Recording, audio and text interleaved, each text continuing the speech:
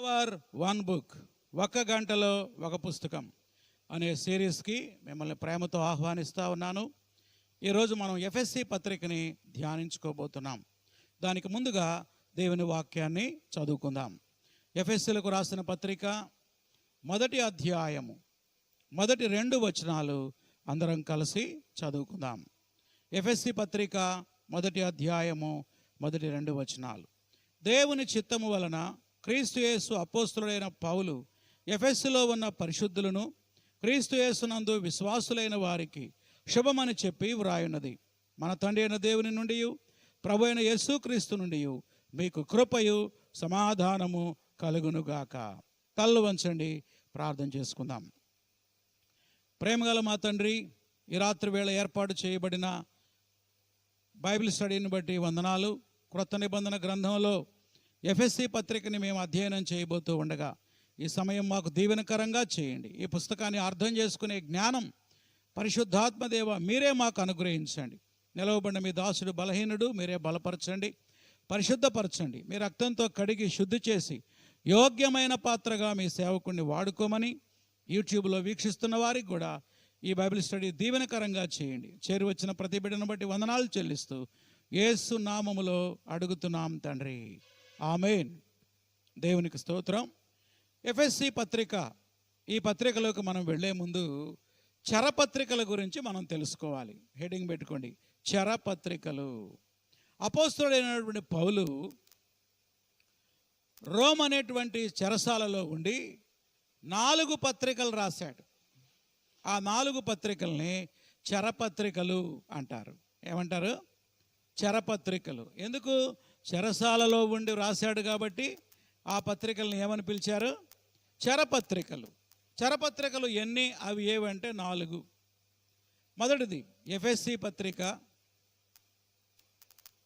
రెండవది ఫిలిప్పీ పత్రిక, మూడవది కొలస్సీ పత్రిక, నాలుగవది ఫిలెమోనుకు రాసిన పత్రిక. చెప్పండి, చరపత్రికలు ఎన్ని?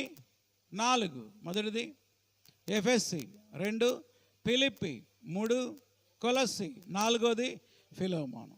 మొదటి 3 పత్రికలు సంఘాలకు రాసిన పత్రికలు. కానీ ఫిలెమోను పత్రిక సంఘానికి రాసింది కాదు, ఫిలెమోను అనే ఒక వ్యక్తికి రాసిన పత్రిక. It is a personal letter. ఈ 3 సంఘాలను ఉద్దేశించి రాశాడు. ఫిలెమోను పత్రిక మాత్రం ఒక వ్యక్తిని ఉద్దేశించి రాశాడు. అది ఎందుకు రాశాడు, ఎలా రాశాడు, ఆ విషయాలు మనం ఫిలెమోను పత్రిక గురించి చెప్పుకునేటప్పుడు వివరంగా మనం చూద్దాం. ఈరోజు మనం ఎఫ్ఎస్సి పత్రికని ధ్యానం చేయబోతున్నాం. ఎఫ్ఎస్సి పత్రికను ధ్యానించే ముందుగా ఎఫ్ఎస్సి యొక్క పట్టణం గురించి, ఆ సంఘం గురించి, ఈ పత్రిక అసలు ఎందుకు రాయబడిందో, దాని బ్యాక్గ్రౌండ్ ఏంటి, ఈ విషయాలు మొదట మనం నేర్చుకుందాం. హెడ్డింగ్ పెట్టుకోండి. మొదటిది ఎఫ్ఎస్సి సంఘం, ఎఫ్ఎస్సి పట్టణం.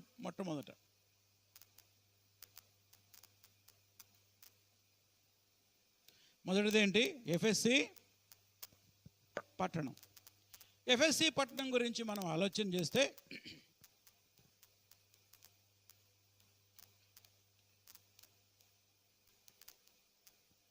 ఎఫ్ఎస్సి పట్టణం సముద్ర తీర ప్రాంతంలో ఉన్న పట్టణం. మన చీరాల, బాపట్ల లాగా సముద్ర తీర ప్రాంతంలో ఉన్న పట్టణం. ఏ పట్టణం? ఎఫ్ఎస్సి పట్టణం. నెక్స్ట్, రెండవది, ఇది గొప్ప వ్యాపార కేంద్రము. సముద్రం ఒడ్డునుంటే వ్యాపారం ఎక్కువగా ఉంటుంది. చీరాల్లో కూడా చేపల వ్యాపారం ఎక్కువ ఉంటుంది కదా. ఎండు చేపల బిజినెస్ ఇక్కడ బాగా ఎక్కువగా జరుగుతుంది చీరాల్లో. అలాగే ఎఫ్ఎస్సి పట్టణం కూడా ఒక పెద్ద బిజినెస్ కేంద్రం, చాలా గొప్ప వ్యాపారం. సరుకులు దించడం, ఎక్స్పోర్ట్ ఇంపోర్ట్ చేసుకోవడం, సరుకులు పంపడం, ఎగుమతులు దిగుమతులు అనేవి ఎక్కువగా జరుగుతూ ఉండే ఒక పెద్ద పట్టణం ఎఫ్ఎస్సి పట్టణం. మూడవదిగా ఎఫెసీ పట్టణంలో ఆర్తెమే దేవి అనే ఒక పెద్ద దేవత ఉన్నది. ఏం పేరు? దేవత పేరు ఆర్తెమే దేవి. బైబిల్లో చూద్దాం. అపోస్తల కార్యములు 19వ అధ్యాయం 27వ వచనంలో ఈ విషయాన్ని మనం చూస్తాం. అపోస్తల కార్యములు 19వ అధ్యాయం 27వ వచనం. మరియు ఈ మన వృత్తి యందు లక్ష్యము తప్పిపోవటయే కాక మహాదేవి అయిన అర్తెమే దేవి యొక్క గుడి కూడా తృణీకరింపబడి, అదిగో ఆ దేవత పేరేం పేరు? అర్తెమే దేవి. కనబడిందా మీకు? అపోస్తల కార్యములు 19వ అధ్యాయం ఎన్నో వచనం? 27వ వచనం. ఈ అర్తెమే దేవికి ఇంకొక పేరుంది చరిత్రలో, డయానా టెంపుల్ అంటారు. Diana temple. ఇది ప్రపంచంలో ఉన్న 7 వింతలలో, ప్రాచీన 7 వింతలలో ఒక వింత డయానా టెంపుల్.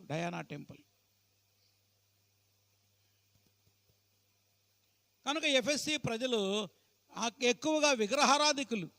ఈ డయానా దేవతని లేకపోతే ఆర్తెమే దేవిని బాగా ఆరాధన చేసేవారు.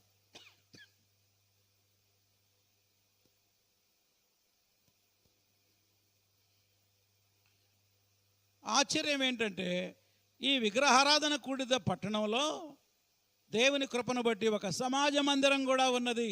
దేవునికి స్తోత్రం. అక్కడ కొందరు యూదులు కూడా ఉన్నారు. ఎక్కడ? ఎఫ్ఎస్సి పట్టణంలో. ఎఫ్ఎస్సి పట్టణంలో ఎక్కువ మంది అన్యజనులు ఉన్నా మైనారిటీలో కొంతమంది యూదులు అక్కడ ఉన్నారు. వాళ్ళు దేవుని ఆరాధించుకోవడానికి అక్కడ చిన్న సమాజ మందిరం కూడా నిర్మించుకున్నారు. ఇది ఎఫ్ఎస్సి పట్టణాన్ని గురించినటువంటి చరిత్ర.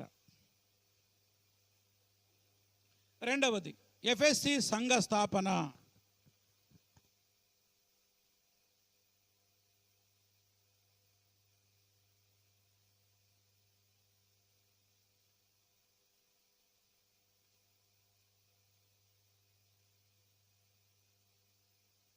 అంటే ఎఫ్ఎస్సి సంఘ స్థాపన. మరి ఇటువంటి విగ్రహారాధనతో కూడినటువంటి ఈ పట్టణంలో సంఘం ఎలా ప్రారంభమైంది? దీన్ని ఎవరు ప్రారంభించారు? ఎప్పుడు ప్రారంభించారు? ఎలా ప్రారంభమైందో కొన్ని విషయాలు మనం ఈరోజు తెలుసుకుందాం. నోట్ చేసుకోండి. అపోస్తలుడైన పౌలు తన 2వ మిషనరీ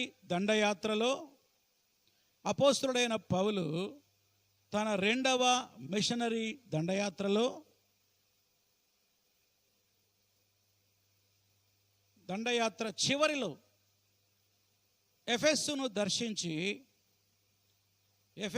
దర్శించి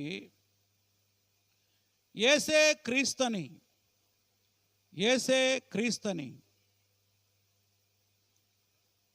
సమాజ మందిరములో బోధించాడు. యేసే క్రీస్తుని సమాజ మందిరంలో ఏం చేశాడు? ఆయన బోధించాడు. రెఫరెన్స్ చూద్దాం. అపోస్తల కార్యముల గ్రంథం 18వ అధ్యాయము 19వ వచనం. ఎన్నో వచనం? 19. చూడండి ఒకసారి. అపోస్తల కార్యములు 18:19. వారు ఎఫెసునకు వచ్చినప్పుడు అతడు అంటే పౌలు వారిని అక్కడ విడిచిపెట్టి తాను మాత్రమే సమాజ మందిరములో ప్రవేశించి యూదులతో తర్కించుచుండెను. ఎవరిని విడిచిపెట్టి అంటే అకులా ప్రిస్కిల్లాని విడిచిపెట్టి. అకులా ప్రిస్కిల్లాని ఎఫెస్సులో విడిచిపెట్టి ఈయన మాత్రం అక్కడున్న సమాజ మందిరంలోకి వెళ్ళి ఆ యూదులందరూ శనివారం గ్యాదర్ అవుతారు కదా, వాళ్ళ దగ్గరికి వెళ్ళి మీరు ఎదురు చూస్తున్నటువంటి మెస్సయ్య ఎవరో కాదు, ప్రభు అయిన యేసుక్రీస్తే అని యూదులకు మొట్టమొదట ఆయన సువార్త ప్రకటించాడు.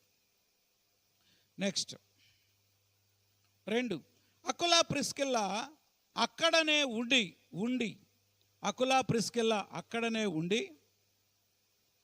వారు కూడా సువార్త ప్రకటించారు. ఎక్కడ? ఎఫెస్సి పట్టణంలో.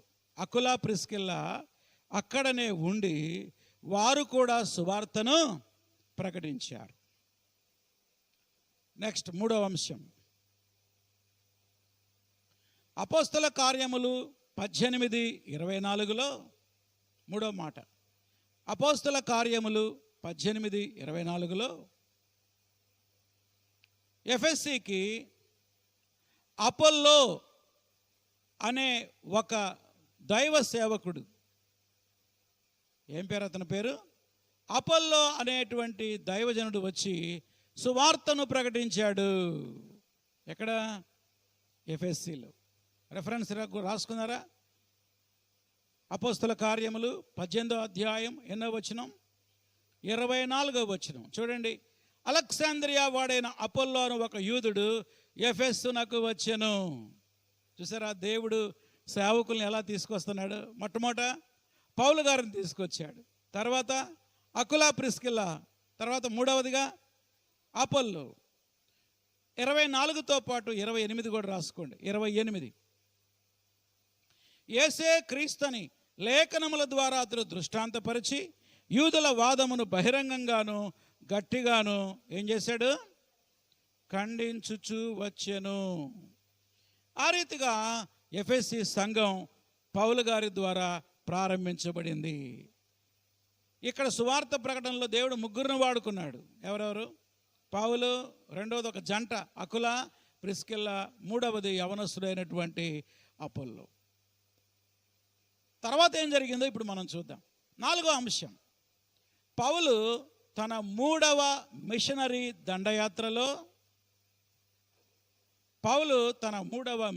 దండయాత్రలో మరలా ఎఫెస్సును దర్శించి ఎఫెస్సీని దర్శించి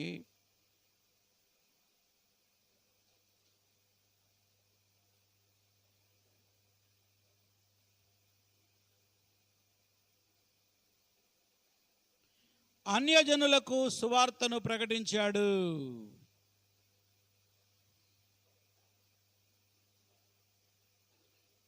సమాజ మందిరంలో యూదులకు ప్రకటించాడు, అన్యజనులకు కూడా ప్రకటించాడు. 3వ మిషనరీ దండయాత్రలో మొట్టమొదట యూదులకు, అన్యులకు, అది కూడా రాసుకోండి. ఒట్టి అన్యులకే కాదు, మొదట యూదులకు మరియు అన్యజనులకు సువార్తను ప్రకటించాడు.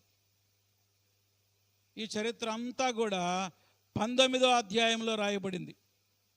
మీరేం చేస్తారంటే రేపు ఒకసారి తీరిగ్గా కూర్చొని 19వ అధ్యాయం 1 నుంచి చివరి వరకు చదవండి. పౌలు ఎఫెస్సీలో సువార్త ప్రకటిస్తున్నప్పుడు భయంకరమైన వ్యతిరేకతలు వచ్చాయి. సమాజ మందిరంలో సువార్త ప్రకటిస్తూ ఉంటే సమాజ మందిరం నుంచి యూదులు వెలివేశారు ఆయన్ని. పక్కనే ఒక స్కూల్ ఉంటే ఆ స్కూల్లో సువార్త ప్రకటించాడు. సమాజ మందిరం రానీలా. ఎందుకని? ఆయన యేసే క్రీస్తుని బోధిస్తూ ఉన్నాడు. ఆ తర్వాత అన్యజనుల మధ్య సువార్త ప్రకటిస్తూ ఉన్నాడు. అక్కడ చాలామంది మాంత్రికులు మారు మనసు పొందారు. దేవునికి స్తోత్రము కలుగును గాక. ఎవరు మారు మనసు పొందింది? మంత్రగాళ్ళు మారు మనసు పొందారు. వాళ్ళ మాంత్రికుల పుస్తకాలు ఉంటాయే అవన్నీ తగలబెట్టేశారంట. మనకి తాజ్మహల్ చిన్న చిన్న బొమ్మలు అమ్ముతూ ఉంటారు కదా మన భారతదేశంలో. మనం తాజ్మహల్ చూడటానికి వెళ్ళామనుకోండి, అక్కడ అమ్ముతూ ఉంటారు. అవి మనం కొనుక్కొచ్చుకుంటాం, ఇంట్లో గుర్తుగా పెట్టుకుంటాం. అలాగే ఎఫెస్సీలో డయానా దేవాలయంలో ఆ దేవాలయం యొక్క చిత్రాన్ని, అలాగే డయానా యొక్క విగ్రహాలని, చిన్న చిన్న విగ్రహాలని అమ్ముతూ ఉండేవాళ్ళు. యాత్రికులందరూ కొనుక్కుంటూ ఉండేవాళ్ళు. ఎంత గొప్ప ఉద్యమం వచ్చిందంటే పౌలు సువార్త ద్వారా అనేక మంది అన్యజనులు మారు మనసు పొంది ఆ చిన్న చిన్న గుళ్ళు కొనడం మానేశారంట. అంటే వాళ్ళ వ్యాపారం ఏమైంది? దెబ్బతింది. దాంతో భయంకరమైన వ్యతిరేకత వచ్చింది. మా వ్యాపారం పడిపోతుంది, ఇట్లా మనం కాముగా ఉంటే ఎట్లా, ఈ పౌలుని ఏదో ఒకటి చేయాలని చాలామంది కంసాలులు, అంటే ఆ వెండి గుళ్ళు తయారు చేసేటువంటి వాళ్ళు వ్యతిరేకించారు పౌలు మీద. పౌలును చంపాలనుకున్నారు. అద్భుతంగా దేవుడు పౌలుని కాపాడాడు. ఈ చరిత్ర అంతా ఎక్కడుంది? 19వ అధ్యాయంలో. రేపు మీరు ఖచ్చితంగా చదవాలి. ఎఫెసీ పత్రిక ప్రారంభించడానికంటే ముందు 19వ అధ్యాయం మొత్తం చదవాలి. ఎన్ని కష్టాలు పడ్డాడో, ఎన్ని శ్రమలు పడ్డాడో. భయంకరమైనటువంటి శ్రమల గుండా ఆయన వెళ్ళాడు. భయంకరమైన వ్యతిరేకత వచ్చింది. అక్కడ బాగా వ్యతిరేకించిన వ్యక్తి ఎవరంటే కంసాలి దేమేత్రి. ఏం పేరు ఆయన పేరు?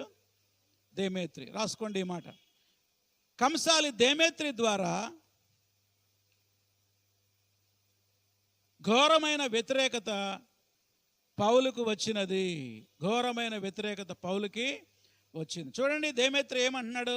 అపోస్తల కార్యముల గ్రంథం 19వ అధ్యాయం 24 నుంచి. ఎలాగంటే, దేమేత్రి అనే ఒక కంసాలి ఆర్తమే దేవి వెండి గుళ్ళు చేయించుట వలన ఆ పనివారికి మిగుల లాభము కలుగజేయుచుండెను.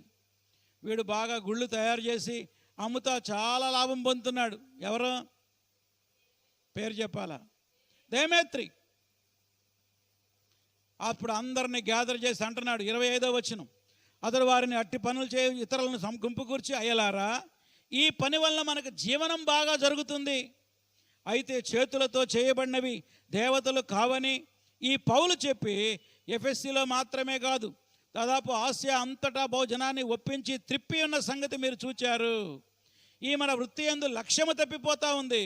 మహాదేవి అయిన ఆర్తమే దేవి యొక్క గుడి కూడా తృణీకరింపబడతా ఉంది.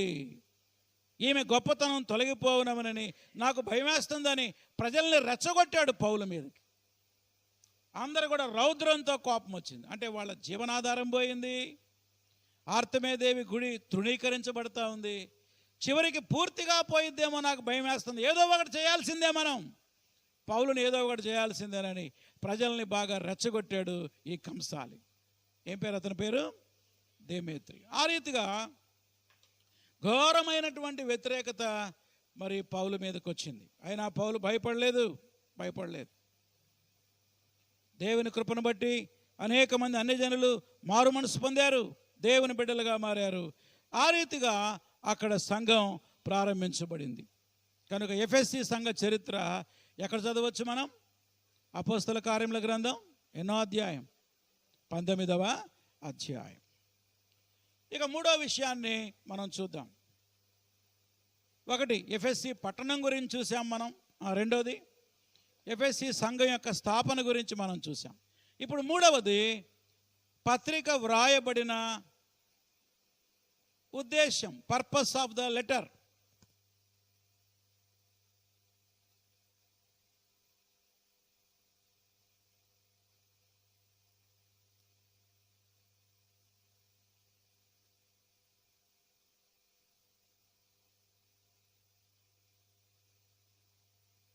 ఉద్దేశం, పత్రిక రాయబడిన ఉద్దేశం. నంబర్ 1, మొదటి ఉద్దేశం, అబద్ధ బోధకుల విషయమై సంఘాన్ని హెచ్చరించడానికి. అబద్ధ బోధకుల విషయమై ఎవరిని హెచ్చరించడానికి? సంఘాన్ని హెచ్చరించడానికి. క్రొత్త నిబంధన పత్రికలన్నిటిలో అబద్ధ బోధల గురించి ఖచ్చితంగా ఉంటుంది. ఎందుకంటే సంఘం ప్రారంభంలోనే ఎదుర్కొన్న గొప్ప సమస్య ఫాల్స్ టీచర్స్, అబద్ధ బోధకులు. ఎక్కడుంది ఈ మాట చూడండి. ఎఫెస్సీ పత్రిక 4వ అధ్యాయం 14వ వచనం. బైబిల్ చూడండి, నేను చదువుతున్నా. ఎఫెస్సీ పత్రిక 4వ అధ్యాయం 14వ వచనం. అందువలన మనం ఇక మీదట పసిపిల్లలమై ఉండి మనుషుల మాయోపాయముల చేత వంచనతోనూ తప్పు మార్గమునకు లాగే కుయుక్తితోనూ గాలి కొట్టుకొని పోవునట్లు కల్పించబడిన ప్రతి ఉపదేశానికి, అండర్లైన్ చేయండి, ఈ ఉపదేశాలు దేవుని ఉపదేశాలు కాదు, కల్పించబడిన ఉపదేశాలు. కల్పించబడిన ప్రతి ఉపదేశమునకు ఇటు అటు కొట్టుకొని పోవు అలల చేత ఎగరగొట్టబడిన వారమైనట్లుండక. అది చాలామంది విశ్వాసులు అటు ఇటు కొట్టుకుపోతున్నారంట.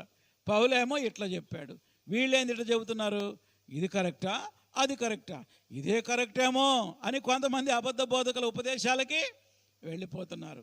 పౌలు యొక్క ఉపదేశం దేవుని చేత పొందినది. వీళ్ళ ఉపదేశాలు ఏముంది అక్కడ? కల్పన, అది కథ, కల్పన, కల్పించుకున్నాయి. వాళ్ళకు వాళ్ళే ఆ ఉపదేశాలు తయారు చేసుకున్నారు. ఆ ఉద్దేశంతో మొదటిగా ఈ పత్రిక వ్రాయబడింది. నెక్స్ట్ 2, సంఘములో ఐక్యత యొక్క అవసరతను, సంఘములో ఐక్యత యొక్క అవసరతను తెలియజేయడానికి ఈ పత్రిక రాశాడు.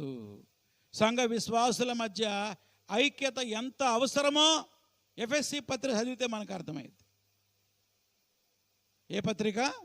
ఎఫెస్సీ పత్రిక. సంఘములో విశ్వాసుల మధ్య ఏముండాలి? ఐక్యత. ఐక్యత యొక్క అవసరతను చెప్పడానికి రాశాడు. ఎఫెసీ 4వ అధ్యాయం 1-3 కాబట్టి మీరు సమాధానమును బంధము చేత ఆత్మ కలిగించే ఐక్యతను కాపాడుకునేందు శ్రద్ధ గలవారై ఉండండి. చాలు అండర్లైన్ చేసుకోండి. దేవుని ఆత్మ మన మధ్య ఐక్యత కలిగిస్తాడు. ఆ ఐక్యతని మనం ఏం చేయాలి? కాపాడుకోవాలి. ఐక్యతను ఎలా కాపాడుకోవాలో, ఎందుకు కాపాడుకోవాలో 4వ అధ్యాయం అంతా రాశాడు. నెక్స్ట్ మూడవ ఉద్దేశం, నూతన జీవితాన్ని ఎలా జీవించాలో తెలియచేయడానికి. క్రీస్తులో నూతన జీవితం. దేవుని నమ్ముకున్న తర్వాత పాత పద్ధతులు నడవచ్చా? మనం నడవకూడదు. దేవుని నమ్ముకున్న తర్వాత మన బ్రతుకు కూడా మారాలి, మన మాటలు మారాలి, మన చూపులు మారాలి, మన ప్రవర్తన మారాలి. క్రీస్తులో నూతన జీవితం యొక్క అవసరతని తెలియజేయడానికి ఈ పత్రిక వ్రాశాడు. చూడండి, ఎఫెసీ పత్రిక 4వ అధ్యాయం 24వ వచనం, 22-24 రెఫరెన్స్ రాసుకోండి. ఎఫెసీ 4వ అధ్యాయం 22 నుంచి ఎక్కడి దాకా? 24. కావున మునుపటి ప్రవర్తన విషయంలోనైతే మోసకరమైన దురాశ వలన చెడిపోయే మీ ప్రాచీన స్వభావాన్ని వదులుకోండి. అది అండర్లైన్ చేయండి. పాత స్వభావాన్ని ఏం చేయాలంట? వదులుకోవాలి. వదులుకొని ఏం చేయాలి? మీ చిత్తవృత్తి యందు నూతనపరచబడిన వారై నీతియు యథార్థమైన భక్తి గలవారై దేవుని పోలికగా సృష్టింపబడిన నవీన స్వభావాన్ని ధరించుకోవాలి. కనుక దేవుని నమ్ముకున్నాం, ప్రార్థన పోతున్నామంటే పోతున్నాం కాదు, నవీన స్వభావాన్ని మనం ధరించుకోవాలి. ఆ నవీన స్వభావం ఏంటో 25-32 వరకు వివరించాడు. ఎక్కడ దాకా వివరించాడు? ఏం వదులుకోవాలో, ఏం పొందుకోవాలో చాలా క్లియర్ కట్గా రాశాడు. నెక్స్ట్ 4వ ఉద్దేశం, కుటుంబంలో భార్యాభర్తల బాధ్యతలను తెలియజేయడానికి.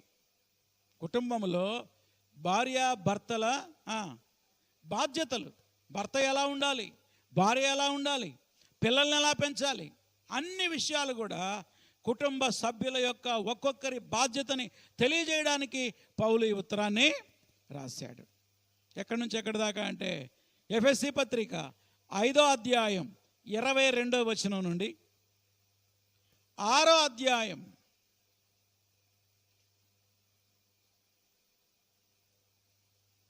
9 వరకు. 6వ అధ్యాయం ఎక్కడి నుంచాక 9. ఒక భర్త ఎలా ఉండాలో చూడండి. 22వ వచనం, 5:22, స్త్రీలారా ప్రభువునకు వలె మీ సొంత పురుషులకు లోబడి ఉండుడి. 25, పురుషులారా. 6:1, పిల్లలారా. 6:4, తండ్రులారా. 6:5, దాసులారా. 6:9, యజమానులారా. ఆనాడు క్రైస్తవ కుటుంబంలో భార్యాభర్తలు, పిల్లలు, తల్లిదండ్రులు, దాసులు, యజమానులు అనే 3 వర్గాలు ఉండేవారు. ఇప్పుడు కూడా అంతేగా. ఇది సంపన్న కుటుంబాల్లో ఇళ్లలో పనిచేసే వాళ్ళు ఉంటారు. పని మనిషి అంటే ఆమె దాసురాలు, ఆమె యజమానురాలు. యజమాని ఎలా ఉండాలి, దాసులు ఎలా ఉండాలో కూడా దేవుడు పౌలు గారి ద్వారా ఈ పత్రికలో అనేక విషయాలు తెలియచేశాడు. చివరిగా 5వది, దుష్టుడైన అపవాదిని ఎలా జయించాలో, దుష్టుడైన అపవాదిని ఎలా జయించాలో తెలియజేయడానికి ఈ పత్రిక వ్రాశాడు.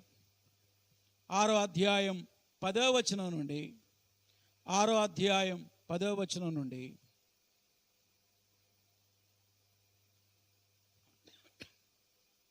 18 వరకు సైతాన్ని ఎలా జయించాలా. చాలామంది సైతాన్ అంటే భయం, దయ్యాలంటే భయం. దేవుని బిడ్డలు భయపడాల్సిన పని లేదు.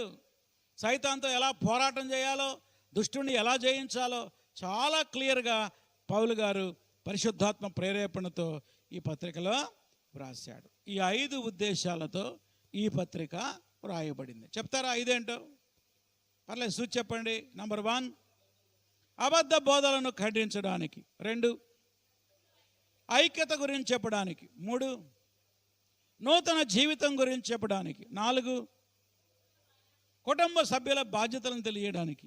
5, దుష్టుడైన సైతానుని ఎలా జయించాలో నేర్చుకోవడం. చెప్పండి, ఇవన్నీ మనకు అవసరమా కాదా? కొంచెం అవసరమా? చాలా అవసరమా? చాలా అవసరం. అందుకే ప్రతి ఒక్కరూ ఎఫ్ఎస్సి పత్రికను చదవాలి, ధ్యానించాలి, లోతుగా అధ్యయనం చేయాలి. ఈ వారమంతా మీరు ఎఫ్ఎస్సి పత్రిక చదవండి. 6 అధ్యాయాలు ఉన్నాయి. రోజుకు ఒక అధ్యాయం చదివితే నెక్స్ట్ వీక్ అయిపోయింది అన్నమాట ఇది. రైట్. ఇప్పుడు మనం ఇక పత్రిక వ్రాయబడిన కాలం, ఎప్పుడు రాయబడింది ఈ పత్రిక అనేది మనం ఇప్పుడు చూద్దాం.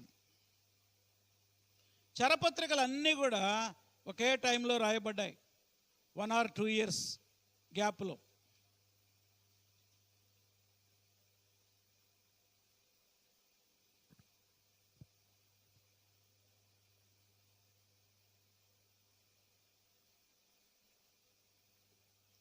క్రీస్తు శకం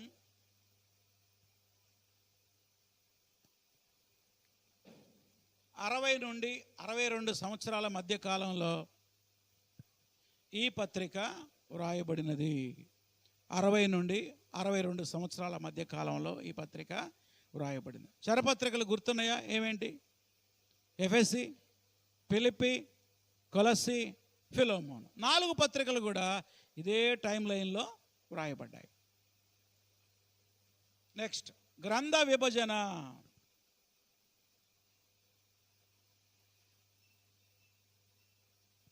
మరి ఈ గ్రంథాన్ని ఎన్ని భాగాలుగా విభజించవచ్చు అనేది ఇప్పుడు మనం చూద్దాం. హెడింగ్ పెట్టుకోండి.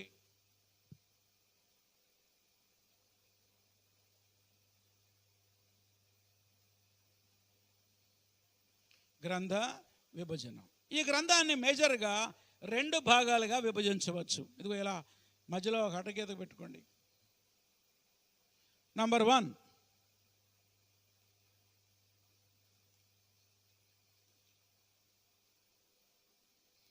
సిద్ధాంత భాగము.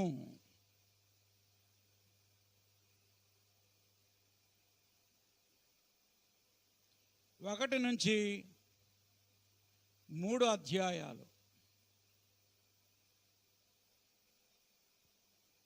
రెండవది అనగా డాక్ట్రిన్.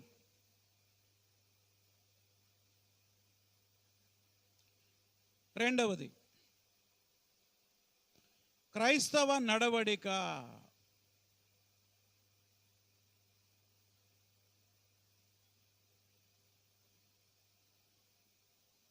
లేకపోతే ప్రవర్తన. మన ప్రవర్తన ఎలా ఉండాలో 4 నుంచి 6 అధ్యాయాల్లో వ్రాయబడ్డాయి. అనగా మొదటి 3 భాగాలు క్రైస్తవ సిద్ధాంతం, చివరి 3 అధ్యాయాలు క్రైస్తవ ప్రవర్తన. మొట్టమొదటి సిద్ధాంతము, తర్వాతది ప్రవర్తన. వీటిని సబ్ డివిజన్స్ ఏంటో చూద్దాం. క్రైస్తవ సిద్ధాంతం.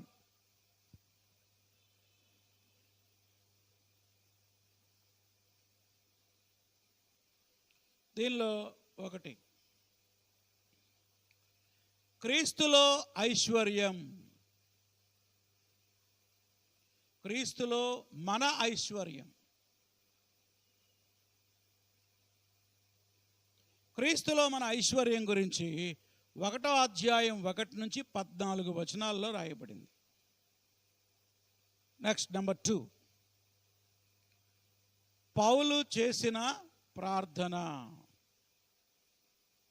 పౌలు ప్రార్థన పార్ట్ 1. పార్ట్ 1 ఉందంటే పార్ట్ 2 కూడా ఉందని అర్థం. 1వ అధ్యాయం 15 నుండి 23 వరకు. నంబర్ 3, క్రీస్తులో ఏకత్వం.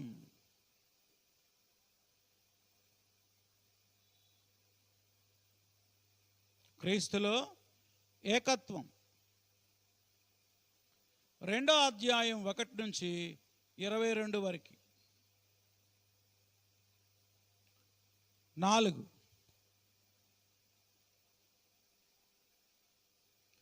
క్రీస్తు మర్మము, క్రీస్తులో మర్మము, క్రీస్తులో మర్మము. 3వ అధ్యాయం 1 నుంచి 13 వచనాలు. 5వది పౌలు ప్రార్థన పార్ట్ 2.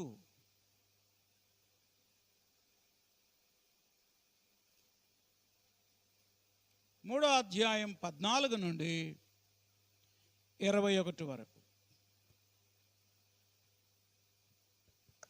ఈ రీతిగా 5 భాగాలుగా విభజించవచ్చు. చెప్పండి, మొట్టమొదటిది ఏంటి?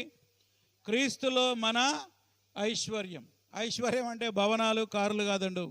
ఇది ఆత్మీయ ఐశ్వర్యం, మామూలు ఐశ్వర్యం కాదు. ఏం ఐశ్వర్యం?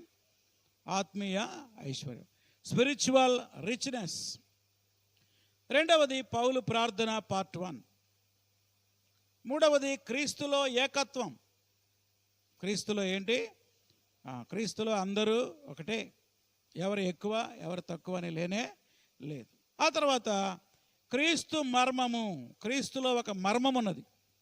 ఆ మర్మం ఏంటో చక్కగా వివరిస్తాడు. అది మీకు ఎక్స్ప్లెయిన్ చేసినప్పుడు చెప్తాను.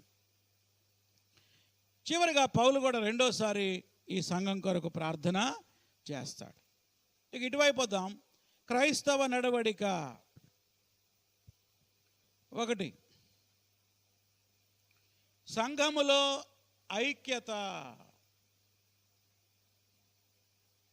సంఘములో ఐక్యత 4వ అధ్యాయం 1 నుంచి 16 వరకు.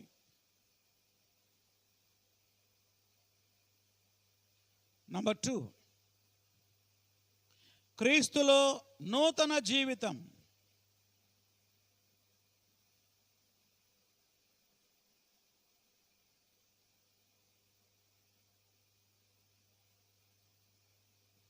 నాలుగో అధ్యాయం 17 నుండి 32 వరకు, అనగా చివరి వరకు. 3వది దేవుని పోలి నడుచుట. దేవుని పిల్లలమైన మనం ఎవరిని పోలి నడవాలి? దేవుని పోలి నడవాలి. 5వ అధ్యాయం 1 నుంచి 21 వరకు. 4, క్రైస్తవ కుటుంబం.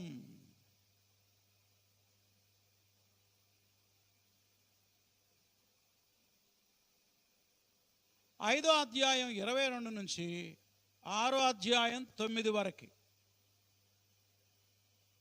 5:22 నుంచి 6:9 వరకు. చివరిగా సాతానుతో పోరాటం, ఆత్మీయ పోరాటం.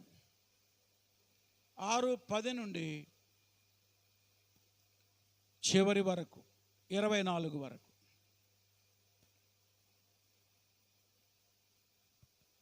10 నుండి 24 వరకు. ఒకసారి చూద్దాం. మొదటిదేంటి? సంఘములో ఐక్యత. 4:1 నుంచి 16 వరకు. 2వది క్రీస్తులో నూతన జీవితం. 4:17 నుంచి 32 వరకు. 3వది దేవుని పోలి నడుచుకునుట. మనమంతా దేవుని పిల్లలం. దేవుని పిల్లలు దేవునిలాగా జీవించాలి. 5వ అధ్యాయం 1 నుంచి 21 వరకు. 4వది క్రైస్తవ కుటుంబం. నేను ఇందాక కూడా చెప్పా, కుటుంబంలో భార్యాభర్తలు, పిల్లలు, తల్లిదండ్రులు, దాసులు, యజమానులు, ఈ 3 వర్గాలు ఎలా ఉండాలో చక్కగా 5:22 నుంచి 6:9 వరకు వివరించాడు.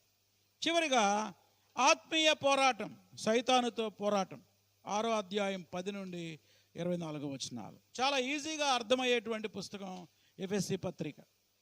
ఇది రోమా పత్రికలాగా, గలతీ పత్రికలాగా కఠినమైంది, కష్టమైంది ఏం కాదు. చాలా ప్రాక్టికల్గా ఉంటుంది. చాలా ఈజీగా అర్థం చేసుకోవడానికి అవకాశం ఉంటుంది.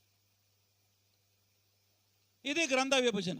ఇప్పుడు మనం ప్రాముఖ్యమైనటువంటి అంశాలని కొద్దిసేపు మనం ధ్యానం చేసుకుందాం. చెప్పండి, మొట్టమొదటిదేంటి? సిద్ధాంత భాగం. సిద్ధాంత భాగంలో క్రీస్తులో మన ఐశ్వర్యం. వాళ్ళు నువ్వు అనుకుంటున్నావేమో పేదవాడివి పేదరాలు అని. భౌతికంగా మనం పేదవారమైన ఆత్మీయంగా మనం ఎవరమే ఐశ్వర్యవంతులం. వారన్ వర్స్బీ అనే దైవజనుడు ఈ పుస్తకానికి బీ రిచ్ అని పేరు పెట్టాడు. బీ రిచ్ అంటే సంపన్నులై ఉండుడి. దేంట్లో సంపన్నులు? డబ్బులు కాదు, ధనాలు కాదు, ఆత్మీయంగా ఐశ్వర్యవంతులుగా మనం ఉండాలని ఆయన ఈ పుస్తకానికి టైటిల్ ఇచ్చాడు. త్రియేక దేవుని నుండి మనకు వచ్చిన ప్రతి ఆశీర్వాదాన్ని చక్కగా వివరించాడు. త్రియేక దేవుడు అంటే తండ్రి నుంచి ఆశీర్వాదం, కుమారుడైన యేసుక్రీస్తు ద్వారా వచ్చిన ఐశ్వర్యం, పరిశుద్ధాత్మ ద్వారా వచ్చిన ఐశ్వర్యం. చూడండి ఒకసారి 3 మనం చూద్దాం. 1 నుంచి 14 వచనాలలో 3వ వచనం తండ్రి కనబడిందా? 3వ వచనంలో మన ప్రభు అయిన యేసుక్రీస్తు యొక్క తండ్రి. 7వ వచనం దేవుని కృపా మహదేశ్వరమును బట్టి ఆ ప్రియుని యందు ఆయన అంటే ఈయన కుమారుడైన యేసుక్రీస్తు. 13వ వచనం మీరును సత్యవాక్యం అనగా మీ రక్షణ సువార్తను విని క్రీస్తునందు విశ్వాసం ఉంచి వాగ్దానము చేయబడిన ఆత్మ చేత అదుగో పరిశుద్ధాత్మ ముద్రించబడిరి. పౌలు గారు మన యొక్క మనసు అంతటిని ఈ భూసంబంధమైన వాటి మీద నుండి ఆత్మ ఆశీర్వాదాల వరకు చూపిస్తున్నాం. ఆత్మీయ ఆశీర్వాదం. తండ్రిలో మనకున్న ఆశీర్వాదం ఏంటంటే జగత్తు పునాది వేయబడక మునిపే మనల్ని ఏర్పరచుకున్నాడు. ఇది తండ్రి ద్వారా వచ్చిన ఆశీర్వాదం. ఎప్పుడు ఏర్పరచుకున్నాడు? భూమి పునాదులు వేయకముందే దేవుడు మనల్ని ఏర్పరచుకున్నాడు. 2 కుమారుడు ద్వారా వచ్చిన ఆశీర్వాదం ఏంటంటే పాపము నుండి మనల్ని విమోచించాడు. తండ్రి ఏమో ఏర్పరచుకున్నాడు, కుమారుడేమో మనకు విమోచన దయచేశాడు, పాపము నుండి విమోచించాడు. పరిశుద్ధాత్మ దేవుడైతే మనల్ని ముద్రించాడు. ఏం చేశాడు? మనల్ని ముద్రించాడు, తన వాడిగా చేసుకున్నాడు. ముద్ర రకరకాల అర్థాలు ఇస్తుంది. పోస్ట్ ఆఫీసులో మనం ఉత్తరం వేయగానే స్టాంప్ వేస్తారు దాని మీద, అంటే it belongs to postal department. ఇక దాన్ని ఎవడు సీల్ చేయడానికి లేదు, కదిలడానికి కూడా లేదు. బ్యాంకు వాళ్ళు ఇల్లు జప్తు చేసేటప్పుడు ఇంటికి మీద ఏమేస్తారు? సీల్ వేస్తారు అనమాట. అది ఎవరు చెందింది? బ్యాంకు చెందింది. దేవుడు మన మీద కూడా సీల్ వేశాడు. మనం ఎవరు చెందిన వాళ్ళం? దేవునికి చెందిన వాళ్ళం. ఎంత ఐశ్వర్యం చూడండి. మనకున్న ఆత్మీయ ఐశ్వర్యం కనుక మనం నిజంగా గ్రహిస్తే దేవుని స్తుతించకుండా ఉండలేం, దేవుని ఆరాధించకుండా ఉండలేం. పాపాలకు బానిసగా ఉన్న మనల్ని యేసుక్రీస్తు శిలువ రక్తాన్ని చిందించడం ద్వారా మనల్ని విడిపించాడు, విమోచించాడు. త్రియేక దేవుని ద్వారా ఎలాంటి ఆశీర్వాదాలు వచ్చాయో మొదటి 14 వచనాలలో పౌలు చక్కగా వివరించాడు. ఈ వారం చదవండి, మీకు చక్కగా అర్థమైపోతుంది. రెండోది ఏంటి? పౌలు యొక్క ప్రార్థన. పౌలు 2 సార్లు ప్రార్థన చేశాడు. 1 15లో 3 14లో. సంఘం యొక్క క్షేమం కొరకు, ముఖ్యంగా విశ్వాసుల ఆత్మీయ జీవితం కొరకు ఆయన ఎక్కువ ప్రార్థన చేశాడు. నేర్చుకోవాల్సిన పాఠం ఏంటంటే మనం కూడా విశ్వాసుల యొక్క రోగాల కోసం ఎక్కువ ప్రార్థన చేస్తాం. మనం పెళ్ళిళ్ళ కోసం చేస్తాం, ఉద్యోగాల కోసం చేస్తాం, ఈ మంచిదే. కానీ వాటికంటే ఎక్కువగా విశ్వాసుల ఆత్మీయ అక్కర్ల కొరకు మనం ఎక్కువ ప్రార్థన చెయ్యాలి. చూడండి ఆయన ఎలా చేస్తున్నాడు. 1వ అధ్యాయం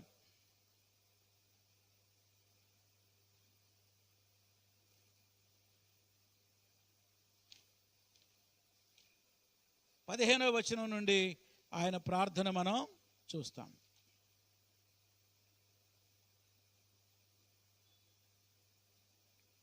చదువుతున్నా చూడండి.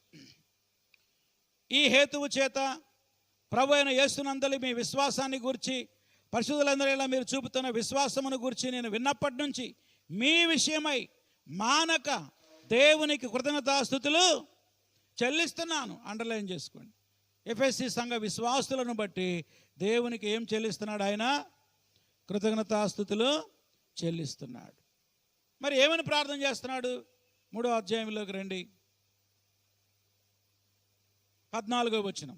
ఈ హేతువు చేత పరలోకమందును భూమి మీద ఉన్న ప్రతి కుటుంబం ఏ తండ్రిని బట్టి కుటుంబం అని పిలువబడుచున్నదో ఆ తండ్రి ఎదుట నేను మోకాళ్ళుని, అదుగు మోకాళ్ళుని ప్రార్థన చేస్తాను. ఎక్కడో జైల్లో, చెరసాలలో సంకెళ్ల చేత బంధించబడి మోకాళ్ళుని ప్రార్థన చేస్తున్నాడు. ఏమంటున్నాడు చూడండి 15, మీరు అంతరంగ పురుషుని యందు శక్తి కలిగి ఉండాలని. అది మొదటి అంశం. ఎక్కడ శక్తి?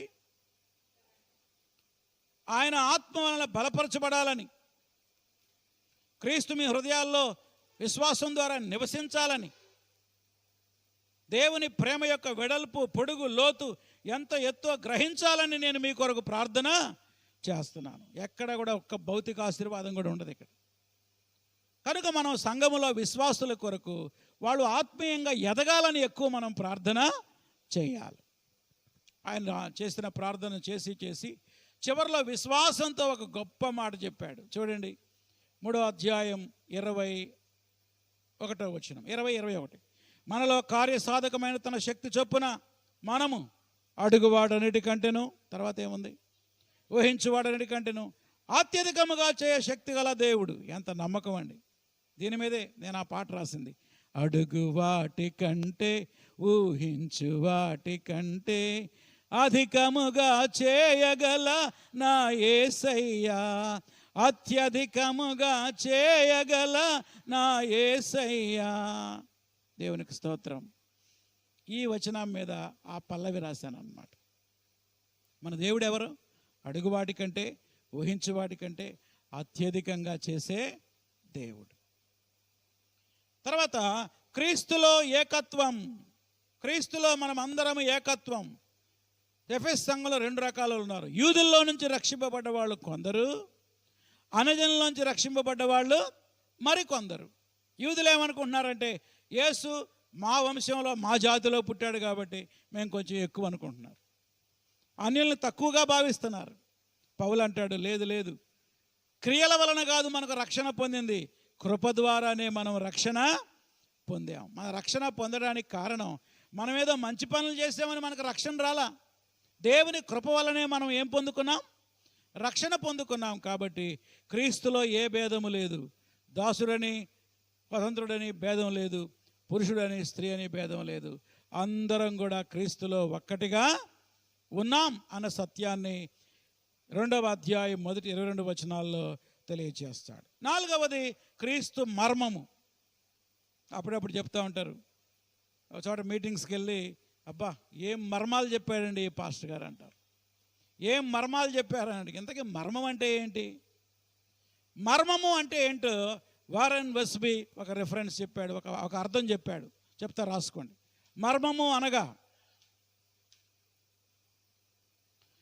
రాసుకోండి, మర్మము అనగా గత దినాలలో దేవుని చేత దాచబడి, గత దినాలలో దేవుని చేత దాచబడిన ఒక సత్యము, గత దినాలలో దేవుని చేత దాచబడిన ఒక సత్యం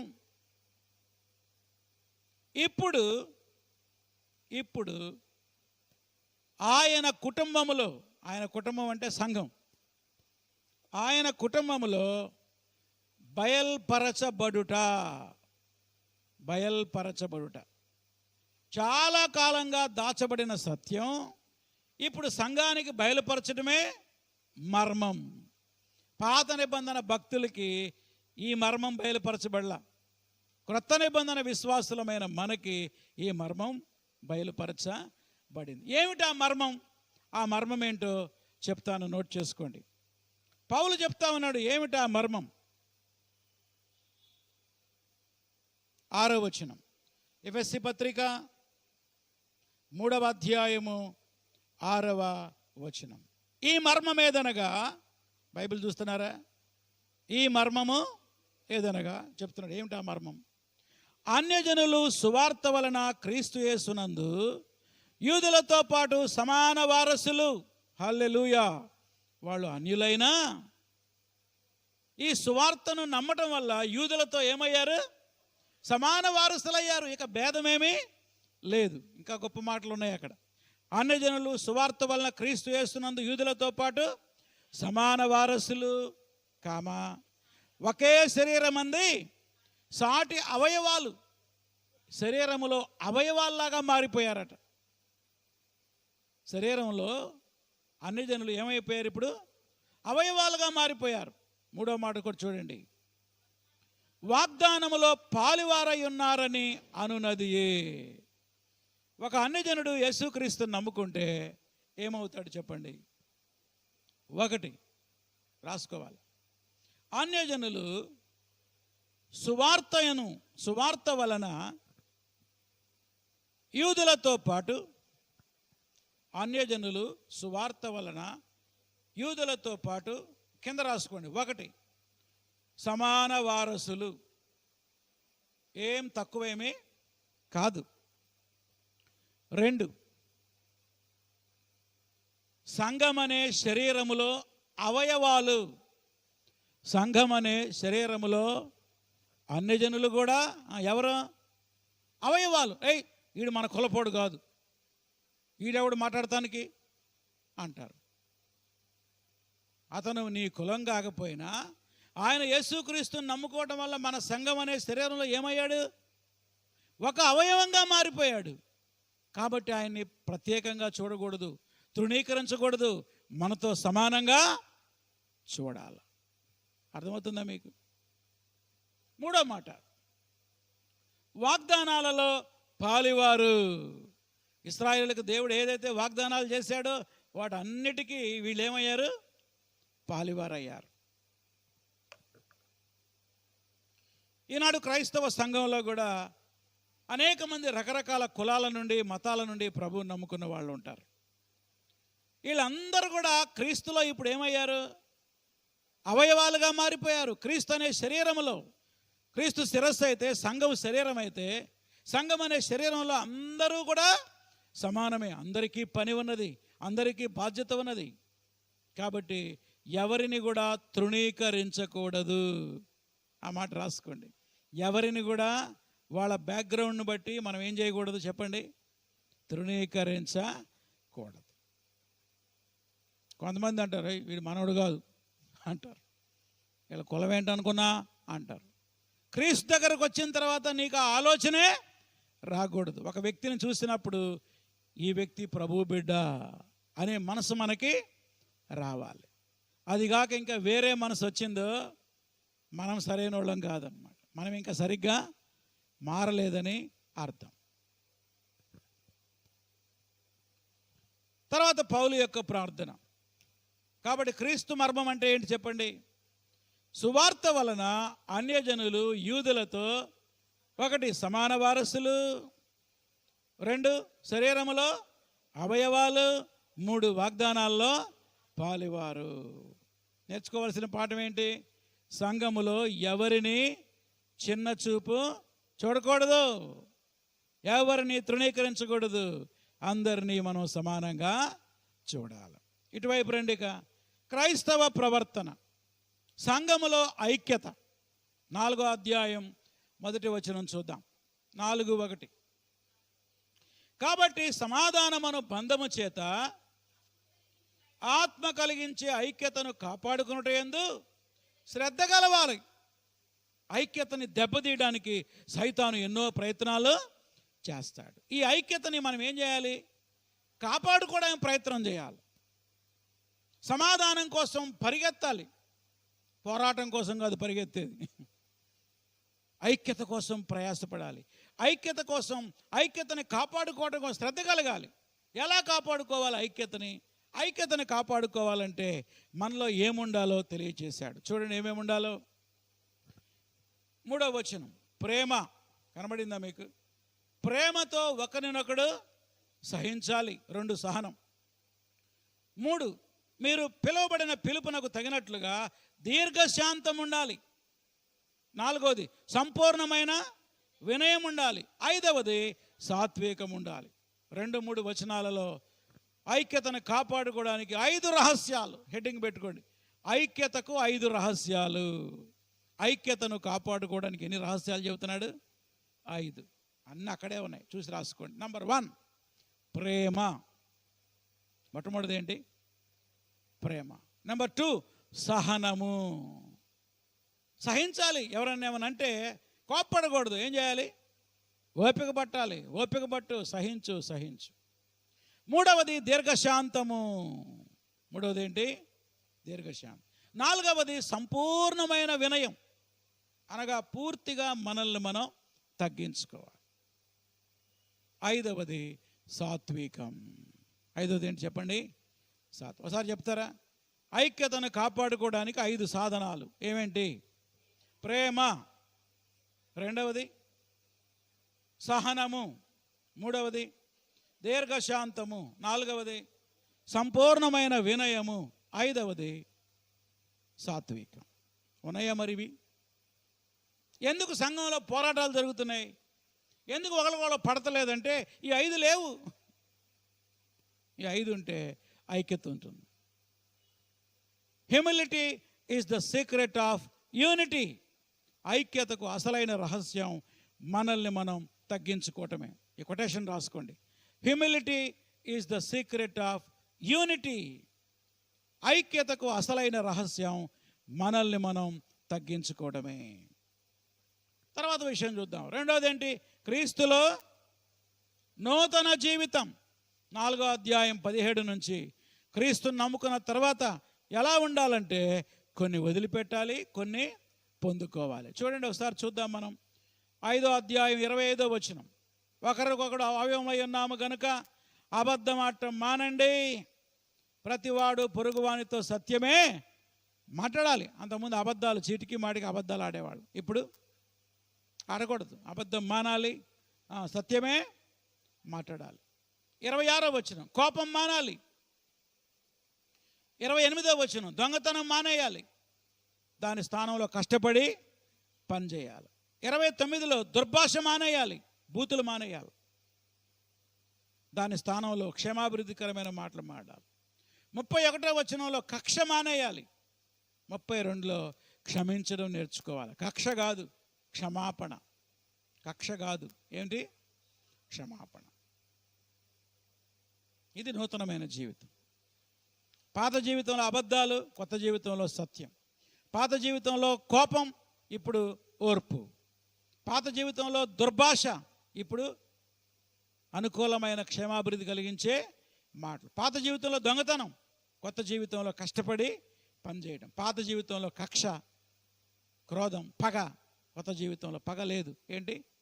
క్షమాపణ. నిన్ను చాలామంది గాయపరిచారు, ఏం చేయాలి మరి? వాళ్ళని క్షమించాలి. మాటలతో గాయపరిచే వాళ్ళు ఉన్నారు, కత్తిపోటు లాంటి మాటలు మాట్లాడతారు.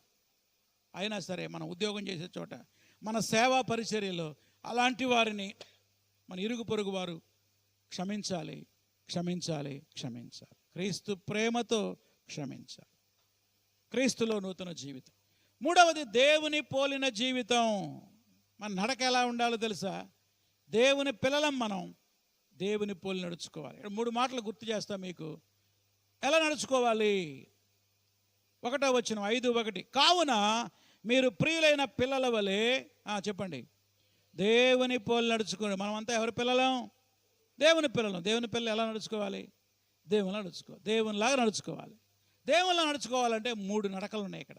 నడక నెంబర్ 1 రాసుకోండి. ప్రేమ కలిగి నడుచుకోవాలి. 5:2 అలాగుననే మీరును ప్రేమ కలిగి నడుచుకోండి. అండర్లైన్ చేయండి. ఎట్లా నడుచుకోవాలంటే 5:4లో 5:2లో ప్రేమ కలిగి, కనబడిందా మీకు? నెక్స్ట్, వెలుగు సంబంధుల వలె నడుచుకొనుడి. మనం చీకటి కాదు, ఇప్పుడు ఏమయ్యాం? వెలుగయ్యాం. ఎక్కడుంది ఈ మాట? 10వ వచనం ప్రభువుకు ఏది ప్రీతికరమైనదో దాన్ని పరీక్షించచ్చు, వెలుగు సంబంధుల వలె నడుచుకోండి. 1 ప్రేమ కలిగిన నడక, 2వది వెలుగు లాంటి నడక, 3వది జ్ఞానము కలిగి నడుచుకోండి. 16వ వచనం అజ్ఞానుల వలె కాక జ్ఞానుల వలె నడుచుకోండి. చెప్పండి, క్రైస్తవ నడక 1 ప్రేమతో నడవాలి, 2 వెలుగు సంబంధం నడవాలి, 3వది జ్ఞానము కలిగి నడవాలి. తర్వాత అంశం, క్రైస్తవ కుటుంబంలో భార్యాభర్తలు ఎలా ఉండాలి, పిల్లల తల్లిదండ్రులు ఎలా ఉండాలి, 3వది యజమానులు దాసులు ఎలా ఉండాలి. భార్యాభర్తలు ఎలా ఉండాలో మనం చూద్దాం. ఎఫెసీ పత్రిక 5వ అధ్యాయం 22. స్త్రీలారా, ప్రభువునకు వలె మీ సొంత పురుషులకు లోబడి ఉండుడి. అది దేవుడు నీకు ఇచ్చిన భర్తకు నువ్వేం చేయాలి? లోబడాలి, విధేయత చూపించాలి. విధేయతే గొప్ప అలంకరణ. భర్త ఎలా మారతాడు? లోబడితే మారతాడా? ఎదురు తిరిగితే మారతాడా? లోబడితేనే మారతాడు. పేతురు భక్తుడు అంటాడు, స్త్రీలారా మీ స్వపురుషులకు లోబడి ఉండుడి. ఆ రీతిగా లోబడటం వల్ల మీ విధేయతను బట్టే నీ భర్తను రక్షణలోనికి రాబట్టబడుకొనవచ్చును అని పౌలు గారు పేతురు తెలియజేస్తాడు. 2, భర్త ఎలా ఉండాలి? 25, పురుషులారా మీరును మీ భార్యలను ప్రేమించుడి. క్రీస్తు సంఘాన్ని ఎలా ప్రేమించాడో ఒక భర్తగా నువ్వు కూడా నీ భార్యను ఆ రీతిగా ప్రేమించాలి. 33వ వచనం, మెట్టుకు మీలో ప్రతి పురుషుడు తనను వలె తన భార్యను ప్రేమించాలి. భార్య అయితే తన భర్త యందు భయము కలిగి ఉండినట్లు చూచుకోవాలి. అక్కడ భయము అన్న మాట దగ్గర రెవరెన్స్ అనే మాట ఇంగ్లీష్ బైబిల్లో రాయబడింది. భయం అంటే కొడతాడేమో తిడతాడేమో ఆ భయం కాదు, గౌరవంతో కూడిన భయం. ఆ మాట రాసుకోండి, గౌరవంతో కూడిన భయం. ఒకవేళ నీ భర్త జీతం నీ జీతం కంటే తక్కువేమో, అయినా సరే భర్తను ఏం చేయాలి చెప్పండి? గౌరవించాలి. ఒకవేళ నీ జీతం కంటే నీ భర్త జీతం చాలా తక్కువ అయి ఉండొచ్చు, అయినా సరే ఆయన గౌరవించాలి. ఎందుకని? ఆయన నీ భర్త. దేవుడు నీకు ఆయన యజమానుడిగా ఇచ్చాడు. నీ అంత తెలివి జ్ఞానం ఆయనకు లేదేమో, అయినా సరే ఆయన ఏం చేయాలి? గౌరవించాలి. ప్రతి భార్య భర్త గౌరవాన్ని కాపాడాలి. 10 మందిలో భర్తను విమర్శించకూడదు. ఆయన పరువు కాపాడాలి. కొంతమంది ఎప్పుడు భర్త పరువు తీయాలని ప్రయత్నం చేస్తుంటారు. ఒకసారి మేము తెలంగాణలో సుల్తానాబాద్ అనే ప్లేస్కి వెళ్ళాం. అక్కడ భార్యాభర్తల మీటింగ్కి నేను పాస్టమ్మ గారు స్పీకర్లుగా వెళ్ళాం. సో నేను భర్త గురించి ప్రసంగం చెప్పా, పాస్టమ్మ గారు భార్య గురించి ప్రసంగం చెప్పింది, తర్వాత పిల్లల్ని పెంచడం గురించి చెప్పాం. అంతా అయిపోయిన తర్వాత షేరింగ్ ఉంటుంది. ఈ సెమినార్లో మీరు ఏం నేర్చుకున్నారో చెప్పండి అంటే ఒక అమ్మాయి వచ్చింది, ఒక భార్య.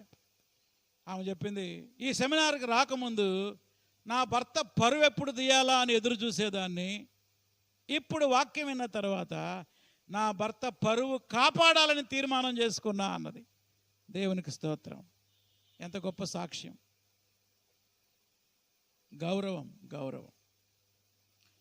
తర్వాత పిల్లలు, తల్లిదండ్రులు. 6:1, పిల్లలారా ప్రభువునందు మీ తల్లిదండ్రులకు విధేయులైనడి, ఇది ధర్మమే. పిల్లల తల్లిదండ్రులకు ఏం చేయాలి? లోబడాలి. తండ్రులు ఎలా చేయాలి? 6:4, తండ్రులారా మీ పిల్లలకు కోపము రేపక ప్రభు యొక్క శిక్షలోను బోధలోను వారిని పెంచాడు. పిల్లల్ని క్రమశిక్షణలో పెంచాలి. చిన్నప్పటి నుంచే బెత్తం ఉపయోగించాలి. పిల్లల్ని తప్పు చేస్తున్నప్పుడు వాళ్ళని శిక్షించాలి. ఇప్పుడు కనుక శిక్షించకపోతే రేపు వాళ్ళు పెద్ద తలకాయ నొప్పిగా మారుతారు. దాసులు యజమానులు ఎలా ఉండాలో కూడా తెలియజేశాడు. చివరిగా సాతానుతో పోరాటం. ఎవరితో పోరాటం? 6వ అధ్యాయం 10వ వచనం చూడండి. 6:10, తుదకు ప్రభు యొక్క మహాశక్తిని బట్టి ఆయన బలవంతులై ఉండుడి. 12వ వచనం, ఎలాగంటే మనము పోరాడునది శరీరులతో కాదు. మరి ఎవరితో? ప్రధానులతో, అధికారులతో, ప్రస్తుత అంధకార సంబంధులకు, లోకనాథులతో, ఆకాశమండలమందున దురాత్మల సమూహములతో పోరాడుతున్నాం. మనం మనుషులతో కాదు పోరాడేది, మనుషుల వెనక ఉండి ప్రేరేపిస్తున్నాడే దుష్టుడు. ఆ దుష్టుడైనటువంటి సైతానుతో మనం ఏం చేయాలి? పోరాడు. ఎవరైనా నిన్ను గాయపరిస్తే నిన్ను గాయపరిచింది వాళ్ళు కాదు, వాళ్ళ వెనకున్న దుష్టుడు. కాబట్టి వ్యక్తినేమో ప్రేమించాలి, దుష్టుడినేమో ఎదిరించాలి. అర్థమైందా? మనం అనుకుంటాం, ఎవరమ్మా మీ శత్రువు అంటే, మా అత్తే నాకు పెద్ద శత్రువు అని అంటారు. మీ అత్త నీ శత్రువు కాదు. ఆమె నిన్ను గాయపరిచినా ఆమె శత్రువు కాదు. ఎందుకంటే మనం పోరాడేది శరీరులతో కాదు. ఎవరితో మరి? దురాత్మల సమూహాలతో పోరాడాలి. ఏ మనిషి మన శత్రువు కాదు. ఈ పోరాటంలో గెలవాలంటే ఏం చేయాలి? 18వ వచనం, 6:18, ప్రార్థన చేయాలి. ఆత్మ వల్ల ప్రతి సమయంలో ప్రార్థించండి, ప్రతి విధముగా ప్రార్థించండి, ప్రతి ఒక్కరి కొరకు ప్రార్థన చేయండి. ఇంగ్లీష్ బైబిల్లో ఎవ్రీ అనే పదం 3 సార్లు వచ్చింది. ఎవ్రీ టైం, ప్రతి సమయంలో ప్రార్థించండి. ఎవ్రీ టైప్, ప్రతి విధముగా ప్రార్థించండి. ఫర్ ఎవ్రీ వన్, ప్రతి ఒక్కరి కొరకు ఈ పోరాటంలో విజయం కొరకు ఏం చేయాలి? ప్రార్థన చేయాలి. నేర్చుకోవాల్సిన పాఠం ఏంటంటే, ఏ మనిషిని మనం శత్రువుగా భావించకూడదు. మనకు అన్యాయం చేసిన వారు కూడా మన శత్రువులు కాదు. మన శత్రువు ఒకే ఒక్కడు, ఎవరు? దుష్టుడైన సైతాన్. ప్రార్థన చేసుకుందాం. తలలు వంచండి, చిన్న ప్రార్థన చేసుకుందాం. ప్రభువా, నన్ను ఐశ్వర్యవంతురాలుగా చేశావు, నీకు వందనాలు. ఆత్మీయ ఐశ్వర్యం ఇచ్చావు, నీకు వందనాలని ప్రభువును స్తుతించుదాం. నువ్వు ఒక భర్తగా, భార్యగా ఉంటే ప్రార్థన చేసుకో. నా భార్యను ప్రేమించే మనసు దయచేయి, క్రీస్తు లాంటి ప్రేమ నాకు దయచేయమని భర్తలారా మీరు ప్రార్థన చేయండి. భార్యలారా మీరు కూడా ప్రార్థన చేయండి. నా భర్తకు లోబట్టడానికి, ఆయన్ని గౌరవించడానికి నాకు సహాయం చేయి. మనుషుల్ని శత్రువులుగా భావిస్తున్నామేమో, దేవుని దగ్గర ఒప్పుకుందాం. అయ్యా, నన్ను క్షమించు. ఏ మనిషి నా శత్రువు కాదయ్యా. సైతానుతో పోరాడి ప్రార్థన ద్వారా జయించే శక్తిని ఇమ్మని ప్రార్థన చేసుకుందాం. నూతన జీవితం నాకు ప్రసాదించు.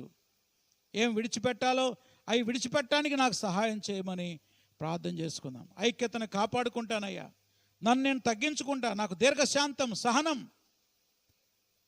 ఓర్పు నాకు దయచేయమని ప్రార్థన చేసుకుందాం. ప్రేమగల మా తండ్రి, ఎఫెసీ పత్రికను ధ్యానించడానికి మీరు కృప చూపించారు. ఎన్నో బంగారు సూత్రాలు మీరు మాకు తెలియజేశారు. నీ విలువైన వాక్యాన్ని బట్టి వందనాలు. సంఘముగా, విశ్వాసులముగా మేము ఐక్యంగా ఉండటానికి సహాయం చేయండి. ఎవరిని చిన్నచూపు చూడకుండా అందరినీ సమానంగా చూసే మనసు మీరు మాకు దయచేయండి. కుటుంబ విలువలు ఎలా ఉండాలో మీరు మాకు నేర్పించారు. భార్యాభర్తలుగా, పిల్లలు తల్లిదండ్రులుగా, యజమానులు దాసులుగా నీ వాక్యానుసారంగా జీవించి సంతోషకరమైన కుటుంబ జీవితం కలిగి ఉండే కృప దయచేయండి. దుష్టైనటువంటి అపవాదిని జయించే శక్తి ప్రార్థన ద్వారా పొందుకునే కృపనివ్వండి. బైబిల్ స్టడీకి వచ్చిన ప్రతి బిడ్డని నిండారుగా దీవించమని యేసు నామములో అడుగుతున్నాం తండ్రి, ఆమేన్. ప్రభు యేసు రక్తమే జయం, అపవాది క్రియలకు లయం. ప్రభు యేసు రక్తమే జయం, అపవాది క్రియలకు లయం. ప్రభు యేసు రక్తమునకు సంపూర్ణ విజయం, అపవాది క్రియలకు అనంత నాశన. హల్లెలూయా, స్తుతి స్తోత్రం, ఆమేన్. మన తండ్రి అయిన దేవుని ప్రేమ, ప్రభు అయిన యేసుక్రీస్తు కృప, పరిశుద్ధాత్మ సహవాసము, కాపుదల ఇప్పుడు ఎల్లప్పుడు సదాకాలం తోడై ఉండునుగాక, ఆమేన్. అందరికీ వందనాలు. God bless you. Thank you.